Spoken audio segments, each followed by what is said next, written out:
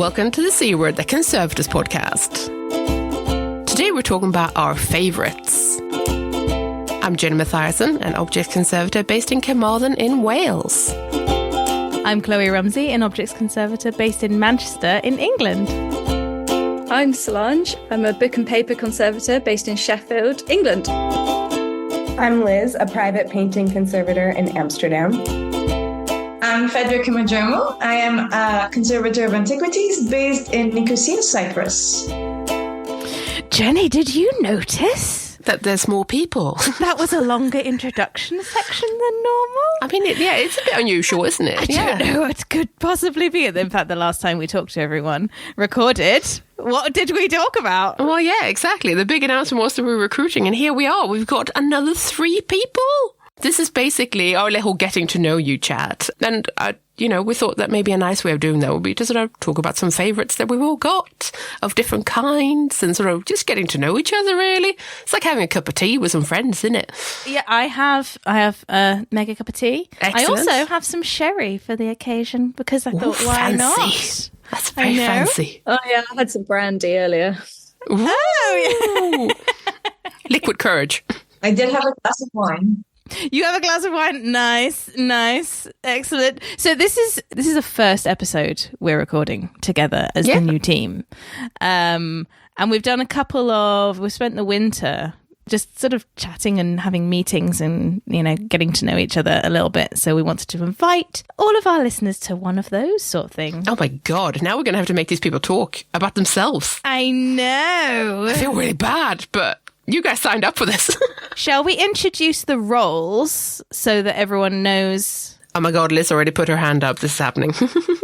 Well, I'm Liz. I'm a recent graduate from the University of Amsterdam's master program. A little bit about me. My background is a bit mixed. So I got my master's in the Netherlands, but I got my bachelor's degree in Italy, where I also studied painting conservation as well as some fresco work. Worked at the museum in my hometown in Wisconsin, Milwaukee, Wisconsin. And then I've worked at the Van Gogh Museum for a brief internship, as well as current jobs at the Dutch government and working across the Netherlands. So yeah, that's my educational background. And I decided right out of graduating to start my business. So I am already a private conservator. I started a month or 2 ago. I've had a few jobs. It's very exciting. I'm excited to talk more about private conservation because in academia, I feel like I've been surrounded by a lot of more institutionalized schools of thought. And I think that it's good to mix it up. Lots of study, very international. I'm happy that this is such an international group, not only on the podcast here with me today, but also the audience of this podcast. So what's your experience with podcasting and what are you doing in the team now? Right. I do have some experience with podcasting. During the pandemic, I started a podcast called the EC Podcast by and for emerging conservation professionals, where I had a similar format to the C Word. I was definitely inspired by this podcast. And I interviewed panels of all students at the time, some emerging professionals as well. And we discussed different topics in season 1. And then for a very brief season 2, I interviewed students at different university programs, including Phedra, who went to Cardiff. Is this the perfect segue to Phedra? I think it is, yeah. Oh, we didn't talk about what you were doing for the show, though. Oh, I'm a co-host. Hi. Phedra, your go. So, hello, everyone. I am also a ECP co-host, along with Liz. I am so happy to be here. In terms of my educational background, I studied classical archaeology in Scotland, Edinburgh, and then went to Malta to study wall painting conservation for a brief period of time. And then I went back to my love for archaeology and came to Cardiff in Wales to study objects conservation. Since then, I have been immersed into the world of the conservation of antiquities. I've worked in Greece a lot. So I've worked in the ancient sites of Mycenae. I have worked at the ancient Agora of Athens. And also in Eretria, I worked on the most recent big discovery in Greece, which is a temple which is located in Amaranthus. And for the past 10 months, I've been living in Cyprus and working for a new museum that is being built, so the new Cyprus Museum. And so here I am in sunny Cyprus. Very cool. And I feel like you also have some experience with podcasting. I do, not as much as Liz. However, I attempted to create a podcast for emerging professionals and students myself about 2 years ago. It was called the Future Conservators Podcast. And unfortunately, during my second year of master's, I just didn't have the time to continue. So I had to put it on the backlog for a little bit. And as I was thinking of reviving the podcast, I saw that you guys were searching for someone, and I applied. It was meant to be. And those, I'm right in thinking those episodes from both Liz and Phedra are still available online, aren't they? So if you're interested, I know we've mentioned them before on the show, but just a re-encouragement for everyone to have a listen. If you're interested, we'll pop it in the show notes. Down in the show notes. Jinx! Love it. So we are a team of 4 co-hosts, and we are a team of 5 on the recording tape because we also have with us Solange Masha.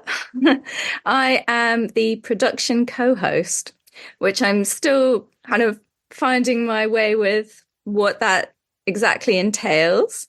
But at the moment, focusing on preparing for this season, of which this is the first episode. She's being amazing. Yes. Yeah, she's being modest, but she's doing great. Oh, thanks. Scheduling guests to come on the show and setting up all the meetings and things around that. But hoping for some downtime between seasons to put together a fundraising strategy so that we can all be paid. Yay! And other things we might want money for, like visits, road trips. All the important bits. Review conferences. So yeah, that's my role. And I'm so excited to be part of the podcast because I've been listening for years. Oh, And welcome. I was a little bit starstruck in my first meeting. So yeah, I've been in the world of conservation for over a decade now. I started off doing a traineeship in a private book conservation studio. So that was sort of pre-program for 18 months in Cornwall. And I loved being in a private studio, and it was the most fantastic experience. And then I went to do my master's in book conservation in London. And then I worked briefly at the British Library, and then about 5 years at the University of Manchester. And then I left less than a year ago to start my own business. And I'm loving that. So this is really nice because now I feel like I have colleagues. Aww. So it's really bringing me that, what I really miss. Oh, those are the important things. It's true. Oh, welcome, team. We're really glad you're all here. Also, I just want to say a huge thank you to everyone who applied. Oh my God, I wanted to say that too. So many nice applications from people out there. And we loved hearing from every single one of you. So well done, everyone who applied. It was a really hard choice. It was really hard. And we had to, we listened to them all several times, didn't we? And then we had a couple of proper long chats about it. And I really feel like we made loads of friends, if you see what I mean. So it was so humbling and so kind of everyone to apply. So thank you so much. So yeah, we're not going to all be here every episode, guys. Don't worry. For people who are thinking, wow, there's a crowd. We've decided to change things up so that we're all talking about the episodes that we're particularly interested in. So we're going to take turns, basically, aren't we? There's going to be roughly two or three of us, the main hosts per episode. And then we'll do some of the things we normally do, like getting some guest hosts in if we want to, and all of that. So there's some juicy interviews, that sort of thing. Juicy interviews is normal, yes. So it's not going to be, it'll be rare for there to be the whole gang. But you will hear from us here and there throughout the season. Solange you're returning for a full episode later in the season. No spoilers. Got to keep people on tenterhooks. So as well as the episode topics and contacting all the people, as well as that, you're also working on Patreon, aren't you? Which we're quite excited about. We've always had Patreon. It's a really good source of like additional material and funding for us, but we want to make a bit more of it, don't we? Yeah, we want to give more content to our Patreon supporters and just encourage a kind of a community around it, engaging with the podcast. And as a team, I think we've had some great little ideas where it's like we want to do some hangouts with you guys and more glimpses behind the scenes. And I think it's going to be good. I think we're going to try a couple of different things and then see what you guys think. If you want to be on board with that journey, then definitely do join us on Patreon. So just let us know what sort of content you're enjoying, and that'll be grand. We look forward to hearing from you. It'll be great. Come join the little community. Is basically what we're saying. We're going to try some different things, and it's going to be very exciting. I think it's going to be cool. Please join us. And honestly, patrons already get, like bonus content and stuff like that. But we're going to up the ante a little bit and make it a bit more exciting, a bit more sexy. As sexy as our lab coats and aprons allow. Calendar coming out soon. Oh, don't tempt me. There's a market here. There is be most likely to be animals.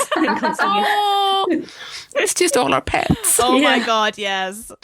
Oh my God. You know how cats love sitting on books? Yes.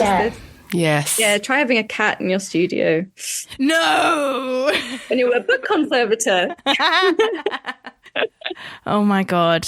I actually follow somebody on TikTok, Squeaky Conservator. She is a student in the US, and she uses cat whiskers to apply small, droplets of consolidant. Whoa. No. Very cool, right? Amazing.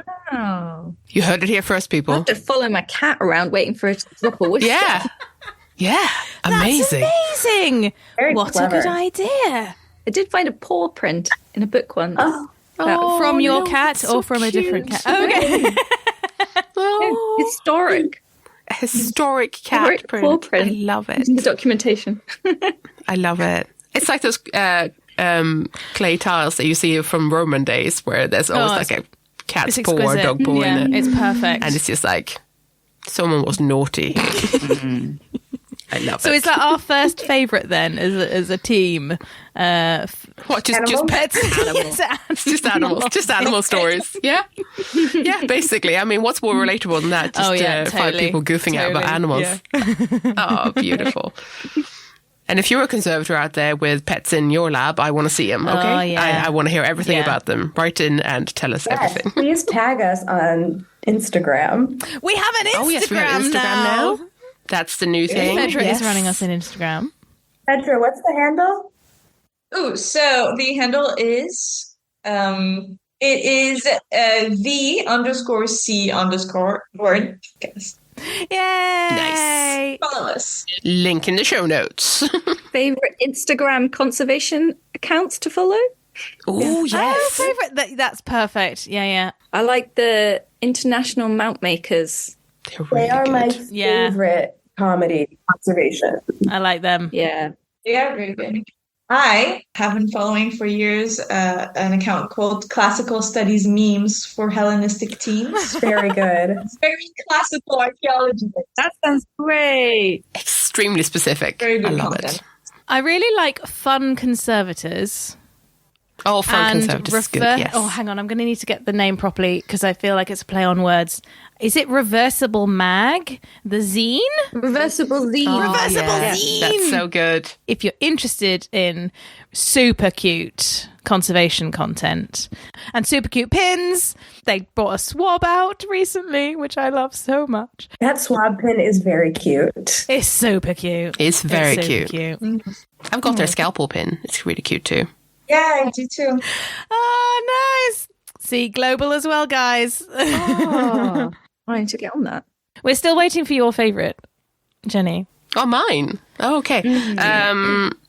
Because I tried to separate my work-life balance, I've not actually got all that many conservation things on my personal Instagram anymore. But I do like following the lady art handler. She's great. What else? God, I mean, conservation in focus is good. Conservation in focus is good. I like Bridget Mitchell on Instagram. Yes. Really nice, empowering things. You feel good. Yes, absolutely. Also an absolutely amazing human Oh my being. gosh, who's that? Hang on. Everyone has to stop whilst I work out. Wait, who is this? Bridget Mitchell. She does coaching for conservators. She does a lot of it's a lot of good prompts and making you think about your business, frankly, and your own well-being and things like that. It's a lot of really provocative things that I really enjoy as provocations because, often we do take quite good care of the things, but not really of ourselves. And I quite like that she gets spicy about it. Yeah. I remember one where she said, do you charge for giving an estimate? Yeah, and also do you charge for thinking time and stuff like that? And I was like, oh, this is so interesting. No one else talks about this. I will press follow right now. Yeah, I just did that. Followed. So, Bridget, if you get loads of follows, really random follows, you'll know why. Did everyone mention a favorite? I think we all did. What else did I write down in that erratic list? Oh, you have an erratic list? I love it. I sent it. I have the list here. Oh, thanks, Solange. See, production coordinator already. Favorite object? Oh. Ooh. I mean, this will... I'm going to go with maybe be painting for Liz. Favorite object that I've worked on? Yeah. Yeah, is this work done? Yeah. Okay, Yeah. okay. Wow, Shall that we is do hard. worked on and then ever? What, just in existence? I think my favorite is always the one I've just finished working on. That's fair. We got the memory of a goldfish. I do relate quite hard to that. This is actually one of the only ones that I didn't really have an answer to. Oh, it's because you love all things equally. I do love a lot of what I've worked on. Actually, I think one of the most unique objects that I've worked on was I worked on an Easter Island head.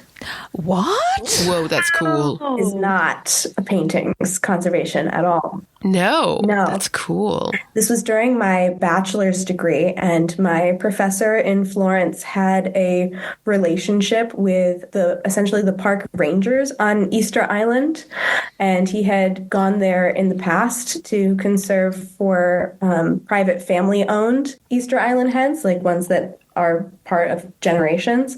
And I got to go with a group of students and conserve a privately owned head that was covered in lichen. So we had the scaffolding up around it, and it was a lot of spraying with chemicals and wrapping in plastic. Wow. Yeah, it was a really, really amazing experience. That's cool. Oh, we should not have let you go first. I don't think anyone can beat that.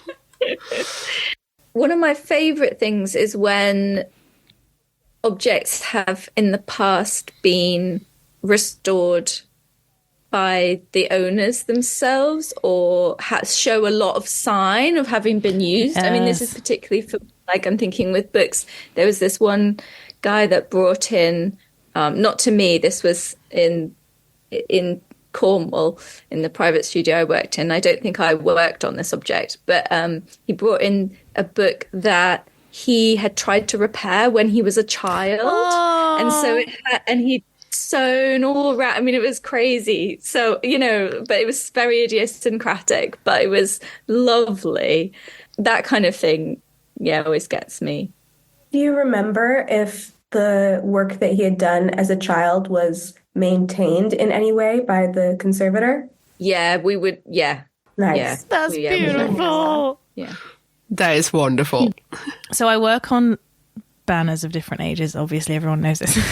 And they're used, the trade union ones I used sort of for 100 years non-stop, basically, until they fall apart. So we see so much of the historic stitching and like the classic way that the banner fixers would have done it, you know, in so-and-so studio. And then also, you know, Thingamywhat's, you know, union leaders' wife's sister is a dab hand and a needle and then does this sort of thing, and then someone's patched it with this, and this goes on from like 2 years after it was made to late 1800s to yesterday, and it's just so amazing. Often these things are in an absolute state. So my favorite object is one, it's a huge mine workers banner that I conserved for the National Coal Mining Museum for England. I will talk about it forever. It featured in the physiotherapy episode because it gave me RSI. Oh yeah. And we've got a book called Banner Bright, which some people might know, that has loads of photos of big banners in them. And there's a photo of it in 1972, completely intact.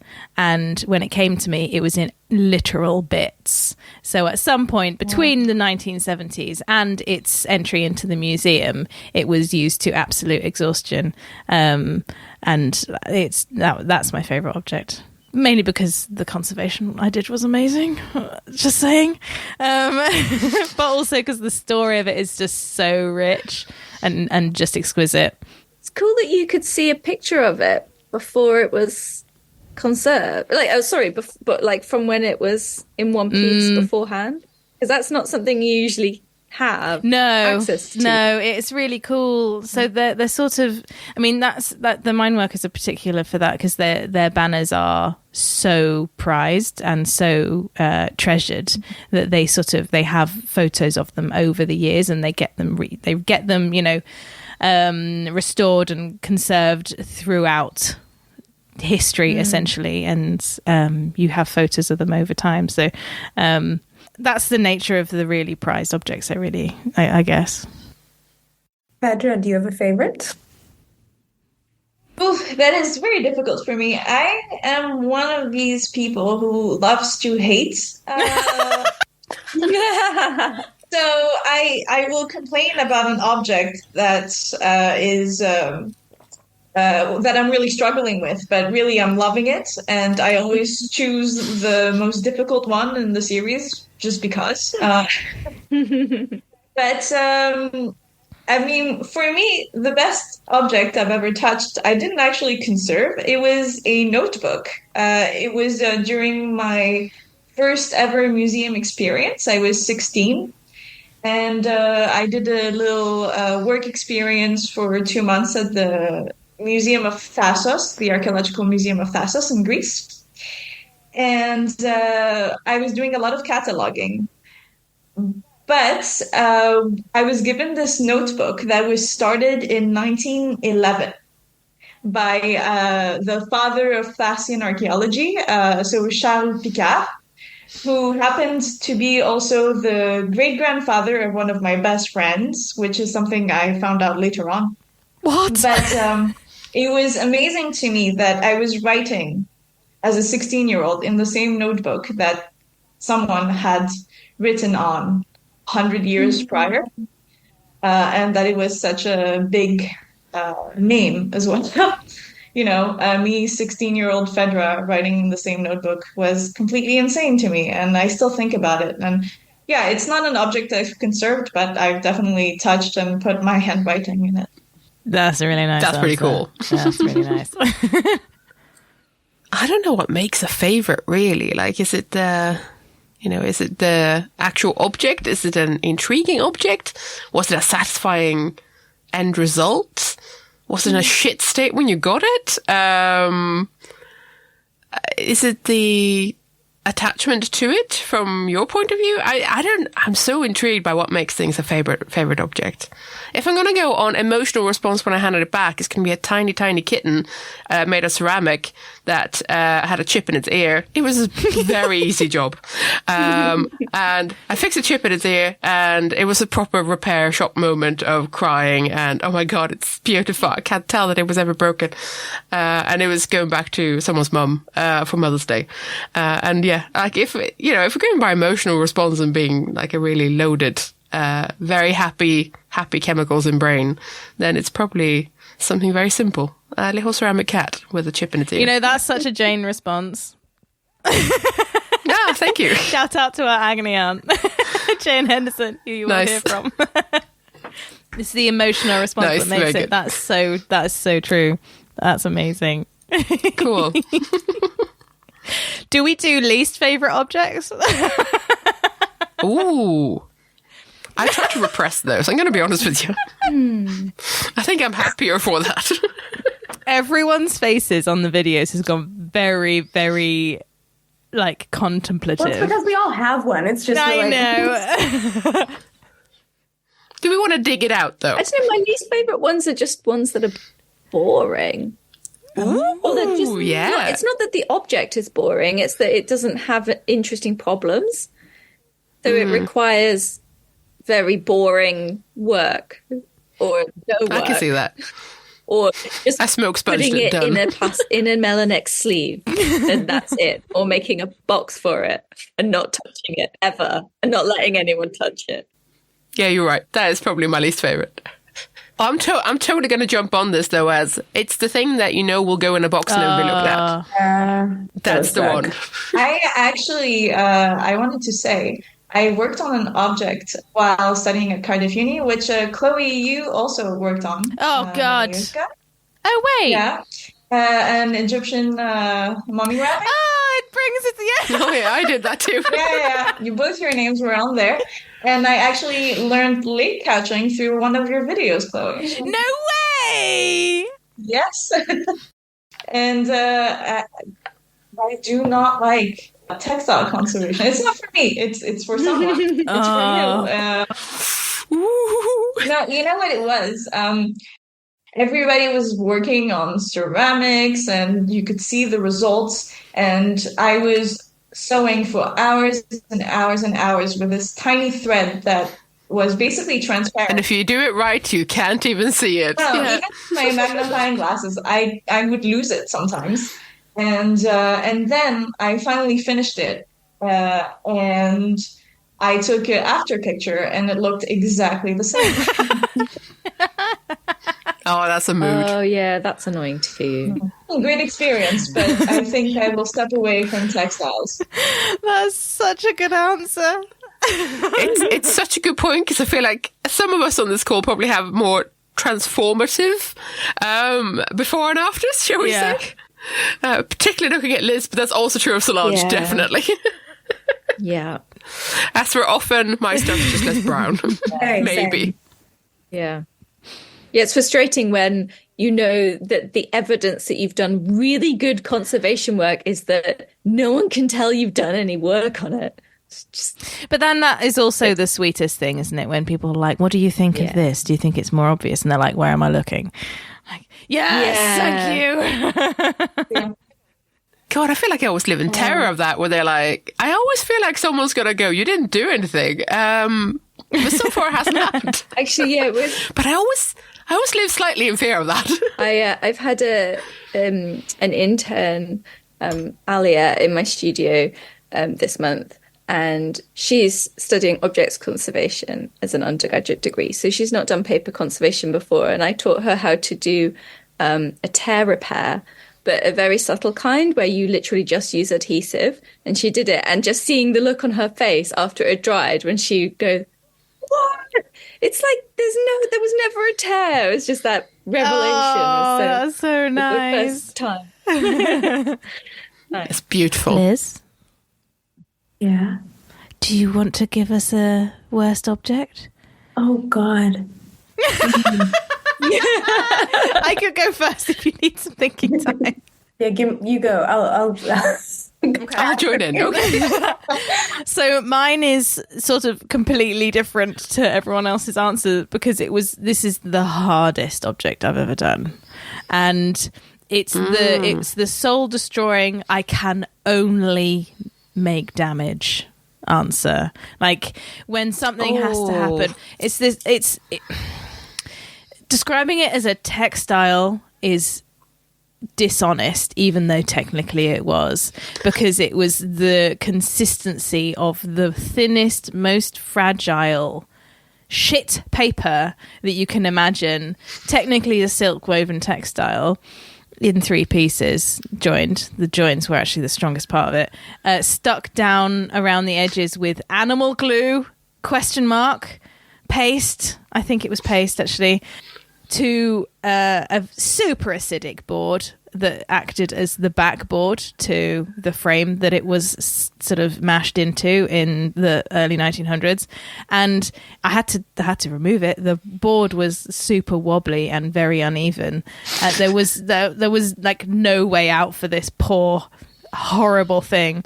So I just had to like super slowly scrape it off this board with water, and nothing else would work. And it was just soul destroying because I was working at like a millimeter at a time. It just took everything out of me. And I could only manage 2 hours a day because it took too much concentration. Oh God, it was awful. I love what a super icky feeling this is leaving me in my stomach. It's just like, well, nope. It's worked really well. The results are beautiful. It was just 53 hours of the most intense conservation I've ever done in my life. Amazing. I feel like the client will listen to this because he listens, and he will know which object I'm talking about, and he will walk through the galleries and give it a hard stare, I hope. Yeah. It's now beautifully framed and supported. And of course. I did everything I could. So I guess it's also my favourite object because it required all of the things. Yeah, there's that loose favorite definition again. Yeah. I mean, for me, my least favorite object, it was less the object and more the experience. Similar to Phedra, I think, where during my bachelor's, we worked on both paintings and frescoes, and going to the middle of the Italian countryside was lovely. Like that, no complaints at all. But hoveling in the corner of a ceiling on some scaffolding, wrapped in like 3 jackets, your lab coat, using watercolors so your fingers are damp, it was horrible. I have no desire to go into frescoes. More power to those who are capable of those conditions. Yeah, I remember being on scaffolding myself, and I'm not afraid of heights, but I'm afraid of edges, I guess. So I was okay in the first, second, third floor, but then if I was on the 4th floor, it was just horrible, and I was trying to concentrate on, conserving what's in front of me or recording it. And I could not think about anything else but the fact that the scaffolding was constantly moving. So I think that's one of the reasons why I didn't continue into my wall painting conservation journey either. Can we just take a moment to spare a thought for those who may even as they listen are up a scaffold and the scaffold is wobbling about because the winds are so high, and they're listening to this in their headphones because they can't hear it otherwise over the lashing rain. Yeah, stay away from the edge. We love you. Please go and have a cup of tea. It'll be all right. There's now a moth in here crashing into a light, so I apologise. What kind of moth? I'm not going to do like a species idea right now, right? Good point, though, because I am in my studio. I think it's a moth. Favorite pest? Favorite. Let's go for favorite pest. Yeah, it has to be least favorite pest, though, right? It depends on your reasoning. Can you have a favorite pest? One that's like least bad? Well, I really like ladybirds because they eat all the pests I don't like and have quite a lot of them around. They are good. Ladybirds are adorable and they're good. Far improvement on spiders. I was actually going to come to the defense of spiders and say that spiders also eat things that I don't care for. Spiders are good too, because they also kill the flies and the things that we don't want. No. All right. Well, I'm in favor of If spiders. the spider leaves me alone, then I'll be cool with it. The spider will never leave you alone. It'll end up on your face. No. No. I've developed a fear of worms from my excavation days. Oh. So when I was 18, I went on my first excavation, and we were all 18, stupid, and so people would throw worms at me while I was excavating. And then who throws a worm? I was also so freaked out by the fact that sometimes with my trowel, I would just accidentally cut a worm in two, and then they would become two worms. And then in another excavation I went to in Cyprus, for weeks I saw no worms because the land is so dry. Then they punished me for being too slow, because I was too slow of an excavator, hence conservation. And they put me into what they called the pit of despair. So in the pit of despair, my entire height was under the ground. So, these work conditions are not okay, man. No, it sounds very cruel. Sounds like hazing. That's what it is. Yeah, it does sound like hazing. Not okay. Who are these people? Oh my God. I mean, I'll just toss it out there. Silverfish are my least favorite. I never encountered silverfish really in the United States. I lived in Wisconsin and Connecticut, and we had field mice in Connecticut, but no silverfish. And then I moved here to the Netherlands, and oh my God, they get into my books. I've seen them in museums sometimes. Like, I was at a photo exhibit a few months back, and I could tell that all of the photos mounted on the walls were taken out of storage because a few times I spotted silverfish between the matting board and the glass. Oh, that's not very. That's bad. That's not okay. That's bad. Oh dear. No spreading who that was, where that exhibition was. No, I won't mention it. Yeah. Oh, that's not very good. Although it was a very wealthy person who had sponsored it, egregiously wealthy. So I was annoyed in that respect. That's hilarious. I worked on the silverfish infestation this year, me and the archivist were looking at them and saying how prehistoric they look. And then I looked it up, and it turns out they are ancient. They're ancient. They are super cool, actually. Very persistent. Extremely cool. Yeah. Yeah. They're very successful. Like spiders. Should we move on from the things that we hate? Yeah. So Let's do adhesive. Fine. Oh, favorite adhesive. Yeah. I'm really curious to hear, because we're all from pretty different backgrounds. Yeah, we are. That was True accidental rather than by design. I would love to learn something right now. Good question. Who wants to go first? Favorite adhesive? I think Jenny should go first, because you haven't gone first for a while. Ooh, I am partial to some Lascaux 498 HV. I quite like it. Versatile. I like it. We use that in paintings conservation as well. Oh, really? Nice. Today I learned. What do you use it for in paintings conservation? I was on a project where we made a little thin film sheet of it and then sliced it into really tiny, 0.5 millimeter strips and used it for bridging a tear. Oh, Cool. I've done that with Lascaux before. Can we have Phedra next, just so that we keep it even?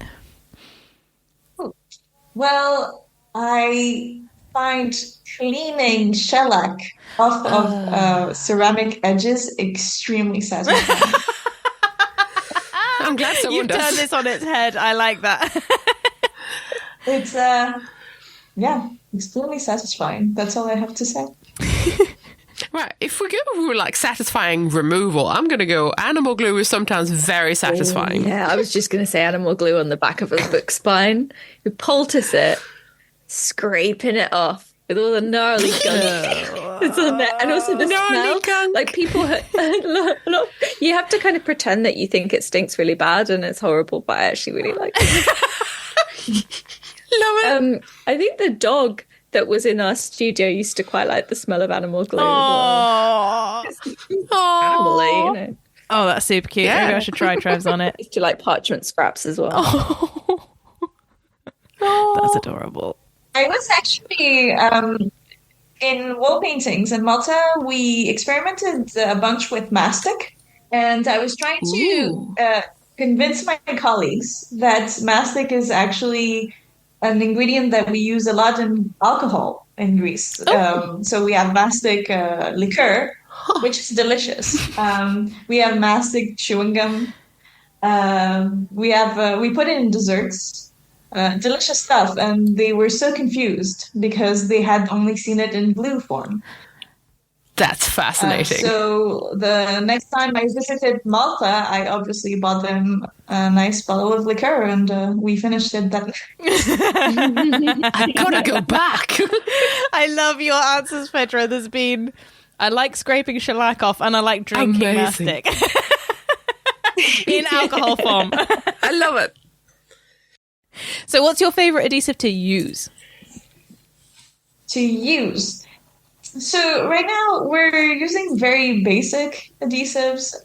We haven't really found, I guess, the most ideal adhesive because here in Cyprus, 40 degrees and above is a very common occurrence. Oh, man. So with Paraloid B72, it's not quite No, ideal. that's not going to work. Adhesive to use. And they use a lot HMG in Cyprus because it's easy, readily available. Also in Cyprus, their materials are not readily available. We have to order them from abroad as well. So it's very difficult to get our hands on patient-specific materials. When you say HMG, is that cellulose nitrate? Mm-hmm.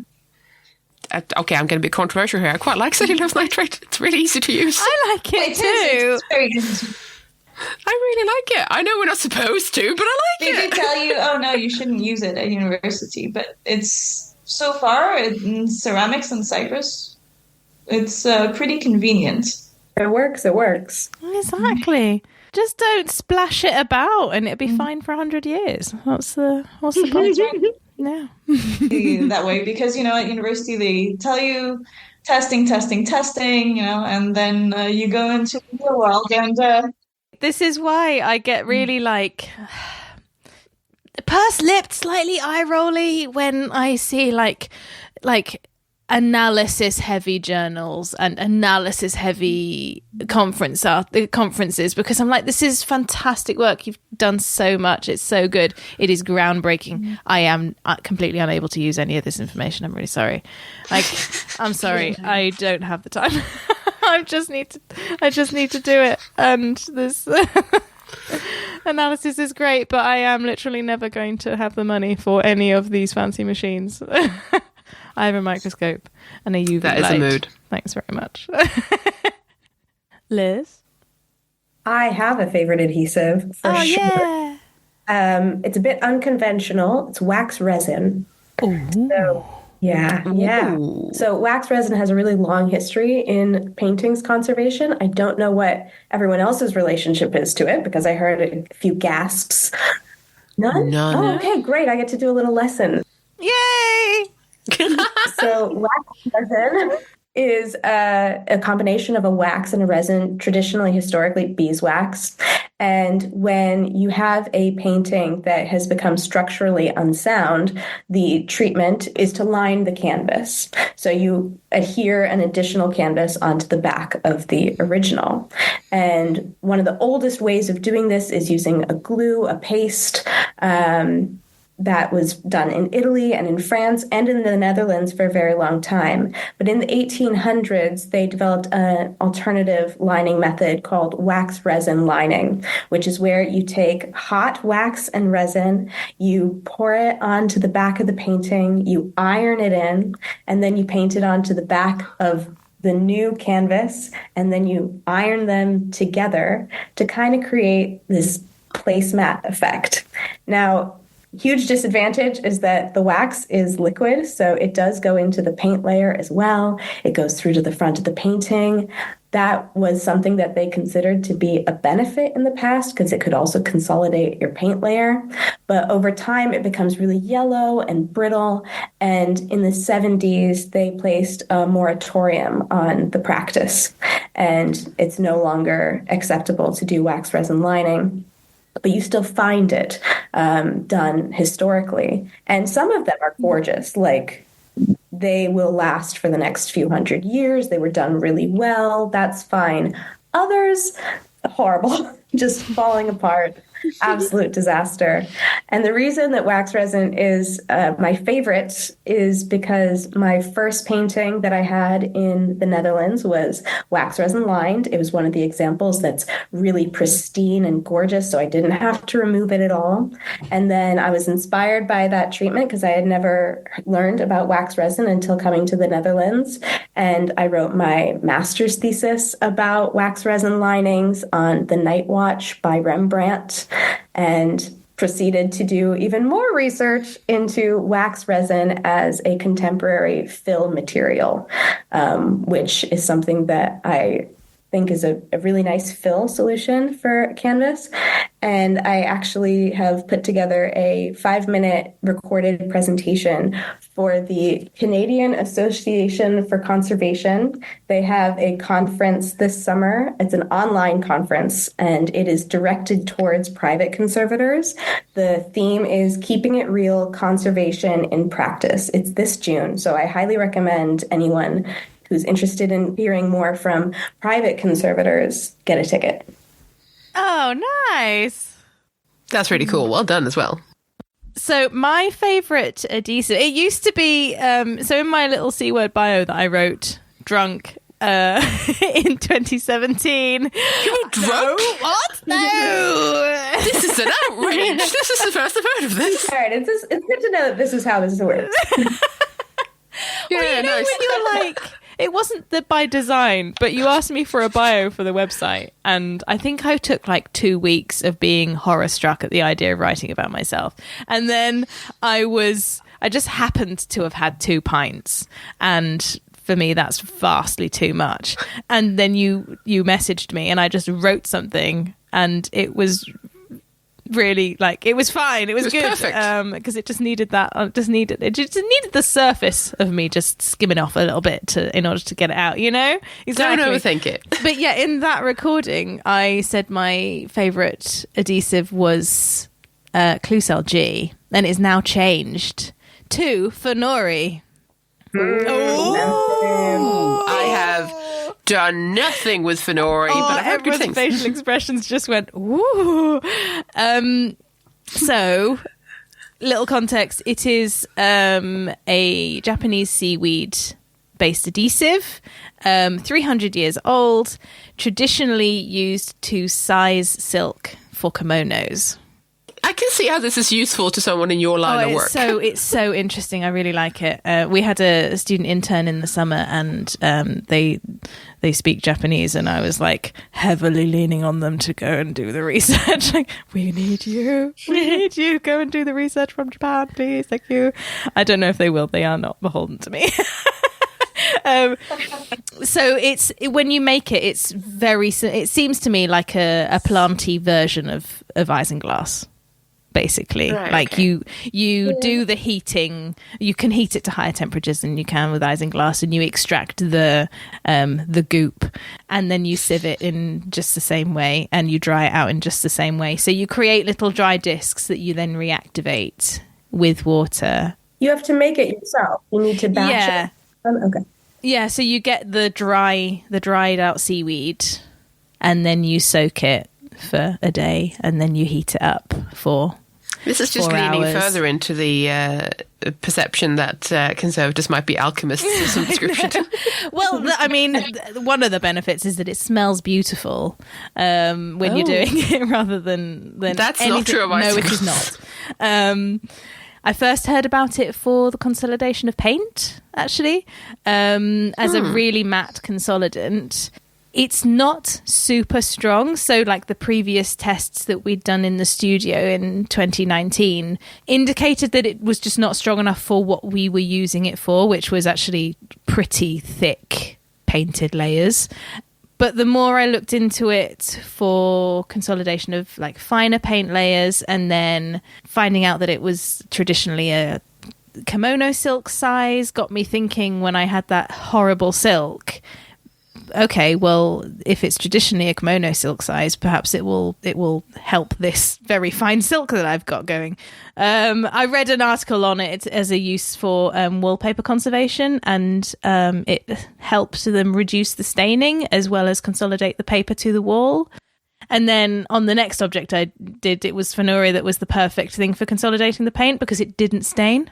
It does stain, obviously, in certain circumstances, but for this one particularly, it was perfect. You sound like a convert. It's not going to lie. Great. It's great. I just keep finding uses for it, if you see what I mean. But the paint consolidation is the context for that was unsized cotton paint, unsized oil painted cotton that had just started flaking off, and there were different thicknesses all over the place. And as I was able to apply it pretty heavily in quite large areas, and it didn't affect the color. It didn't darken at all.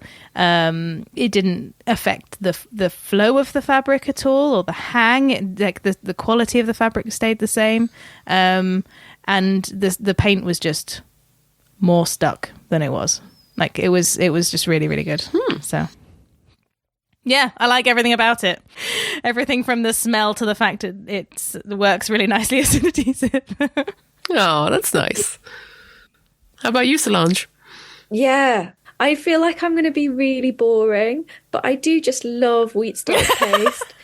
I was so hoping you would say that, to be honest. Oh, you're so paper. I know. I just love everything about it. I love making it. It's really calming. It's like a kind of first day back in the studio after the weekend, kind of easing yourself in activity. Oh. We're just going to stir some wheat starch paste. It's like making a little porridge. I mean, I do it in the microwave, which takes some of the poetry out of it, but hashtag freelance. It's more efficient. Oh, I love it. Yeah. But I mean, the thing is, there are drawbacks to wheat starch paste, so I need to keep sort of poking myself to get out of my comfort zone and mix it with some metal cellulose. That's such an adorable answer. I love it. It's so good. It's like a comfort one. It's it though. I think it's what you're used to, because I have made a lot of wheat starch paste before, but I'm still a little bit uncertain about various steps, like how do you tell it when it's done and all of that. That because I have more recently worked on a lot of Fenori, I'm just simply more comfortable with that. So it seems like less of a faff to me. Yeah. And you can dry it out. What this is teaching me about all of you is that you all use adhesives in really different ways for me. For me, it is a medium of sticking two bits together. And for you guys, it's like, bridging something and then like little tear ends and making something hang nicely. What on earth is happening? And I'm like, wow, I am so basic. You're not Mix these two bits together. No, see, I just thought you were all really technical because I didn't even know what half the adhesives were. I don't know what mastic is, gonna admit. It's a great drink, apparently. A great drink. It's a great drink. Some kind of cactus? I don't know. It comes from a tree specific to the island of Chios in Greece. It's a tree resin, isn't it? Yeah, it is a tree resin. That was a great topic discussion, guys. It was really good. Yeah, it was. We could have a whole episode. Yeah. I feel like we can still do favorite tool. I feel like I still want to know what people's favorite tool is, though. Okay, so two of you have brought props with you, which is amazing. Well, I have this little bag, which has this used to be one big bone folder. So a bone folder, I don't know, you might not know, is used for kind of sharpening creases on paper. So if you folded it, you're going to get a nice sharp edge, and amongst many, many other things, scoring, etc. And then I cut it down and made lots of little bone folders, which are really good when you're putting. Oh, I really like it. When you're doing, I use it particularly when I'm putting new leather on for shaping the head caps and the spine and stuff. They're all sorts of different little shapes. They're just fun to hold. They look so pleasing. And that one's made of horn. Oh, that's beautiful. That's so goth. Looks like a big tooth. And this one was my grandmother's. Aww. She did bookbinding. Oh, that's so cool. So bone folders. No, I love it. Customized bone folders. Oh, that's so cute. And the thing I like about bone folders is how tactile they are. They're just something really sort of like buttery about them. Good feeling. And you do occasionally treat them. I haven't done it for ages, by soaking them in oil. Wow, I never knew. And then they kind of they get like a really nice patina, and it kind of makes them smoother. Oh, cool. That's amazing. Yeah. So you feed the bone. That's so cool. That's good. Liz, we got to see yours now. All right, so mine comes in a little kit. This is a antique men's grooming kit that I picked up at an estate sale in rural Wisconsin. Phenomenal. And it's just got a bunch of tools. It's like a mini tool roll. Yeah. I don't use all of them, but in particular, there's this pair of scissors that's like... Ooh, those are amazing. They've got a great curve to them. Incredibly sharp and absolutely perfect. Nice. It's got a few more like little pokey tools, which are always good. Some more sharp knife bits. And they've all got nice handles as well. Yeah, I love any. Are they horn or are they like cellulose acetate? They're ivory. I don't know. It looks like ivory. It could just be a regular horn, not anything so fancy. But that's so cool, though. I would need to consult. Yes. Yeah, it's lovely. That's so cool. That's amazing. Phedra.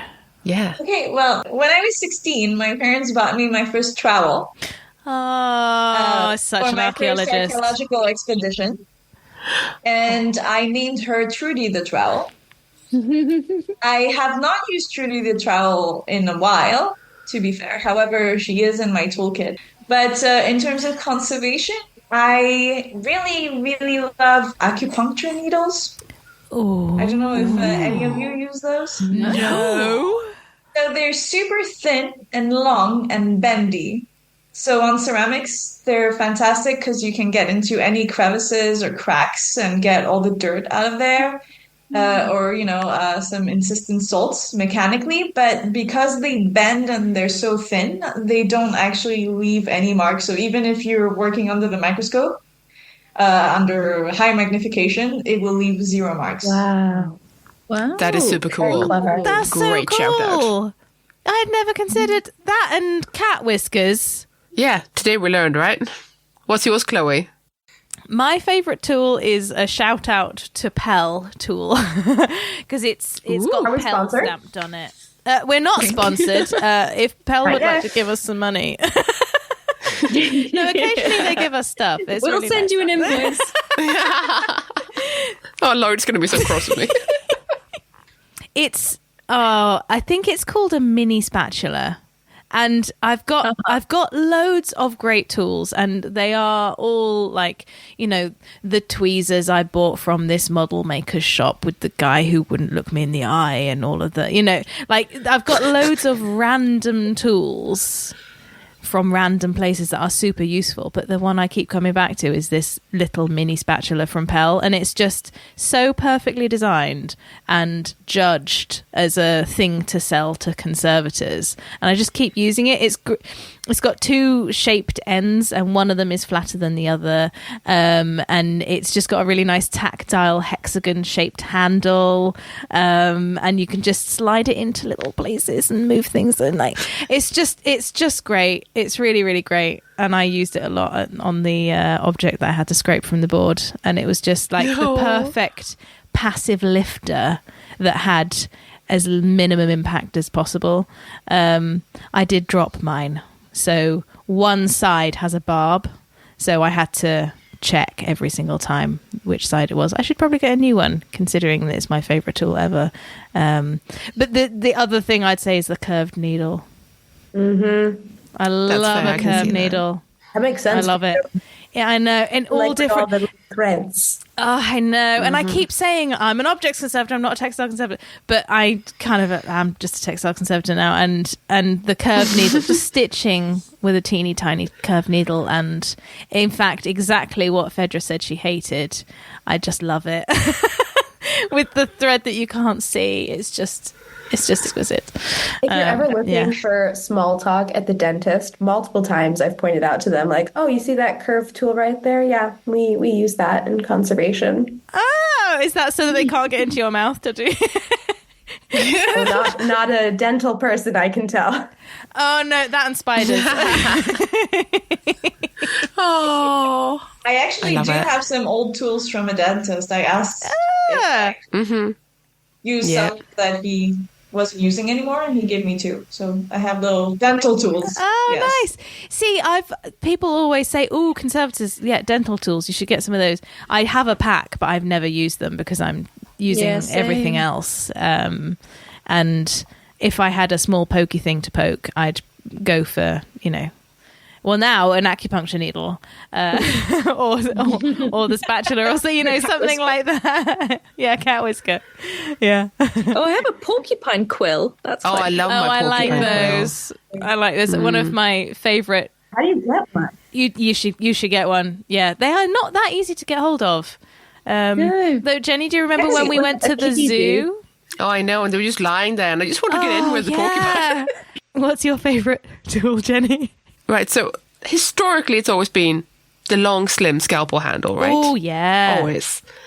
And then also just any brush I'm allowed to murder.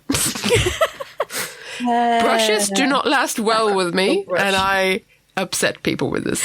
And I understand that, but sometimes you need something used for stippling and it's not going to survive. You just know that, okay? But I was going to go for what my 2 most recent favorite tools are, because I feel like this past 6 months I've been on a journey of discovery. Ooh. One is I bought a random tool at a vintage fair that I think may have come from some sort of medical field kit.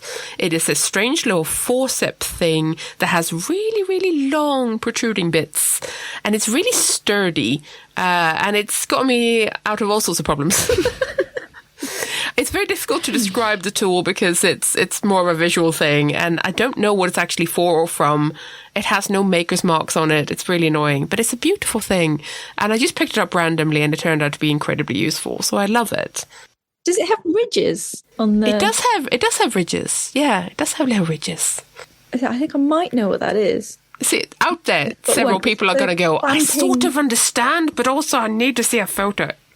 But aside from that, my journey of discovery has been that I've finally started using some of my dental tools. Oh.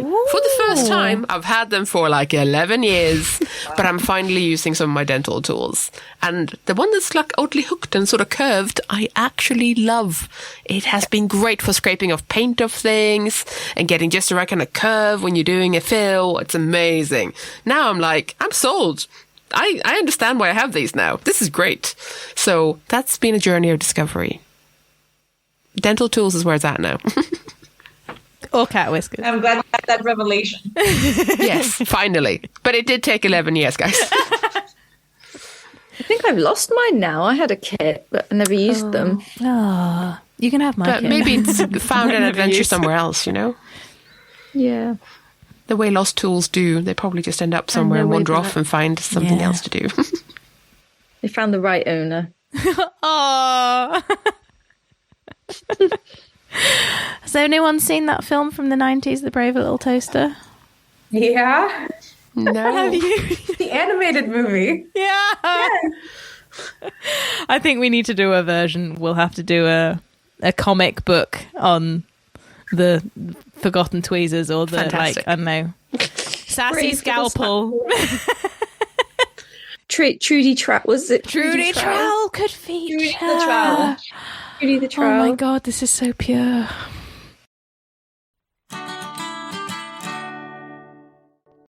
So, Conservation of Books, edited by Abigail Bainbridge, published by Routledge. You can pick up a copy of this for about £130 on A Books, I'm seeing on Google. Or you can get a cheaper version on Kindle, about 30 quid.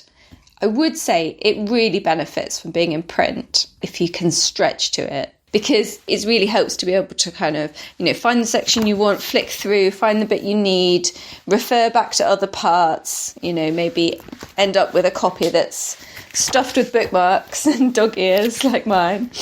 And I use it all the time. I was really lucky to get a copy of it to review just when I left my job to start my private practice. And it's been my constant companion. It's like having a colleague in the studio with me. I refer to it very regularly, particularly section 2, which is bookbinding materials and their degradation. So that's really looking at the material properties.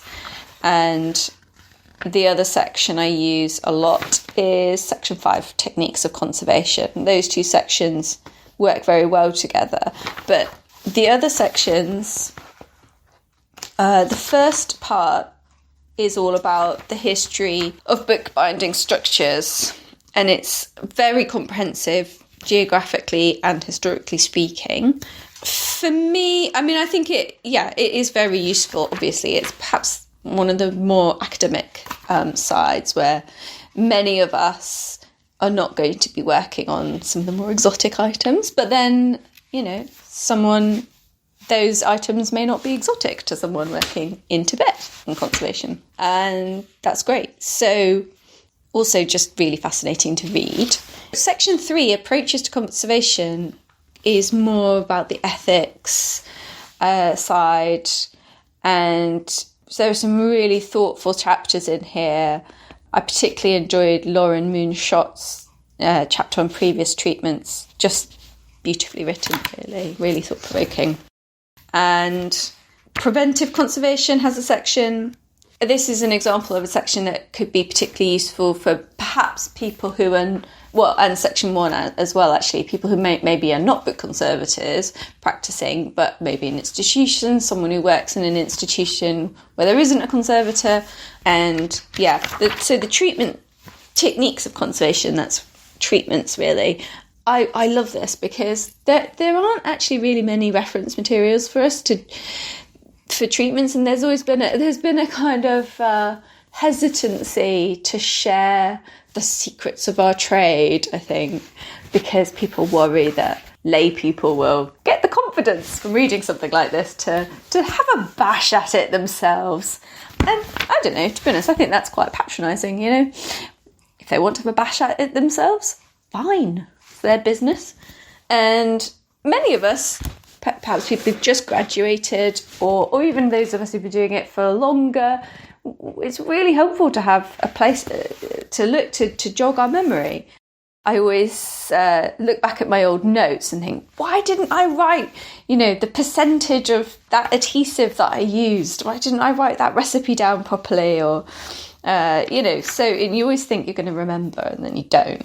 And it's very frustrating. So this is just an absolute lifesaver. I love it.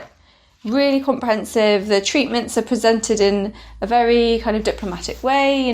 The pros and cons are weighed up. It's left up to you to decide, but the guidance is also there in the ethical sections, and anything you could possibly need to know about the conservation of books is in here as a starting point. And then it has thorough reading lists at the end of each chapter, sort of bibliographies that you can refer to for further information. So it's really a great starting point for any question you might have, and really kind of helpful on an everyday basis. So yeah, I can't speak highly enough of this book.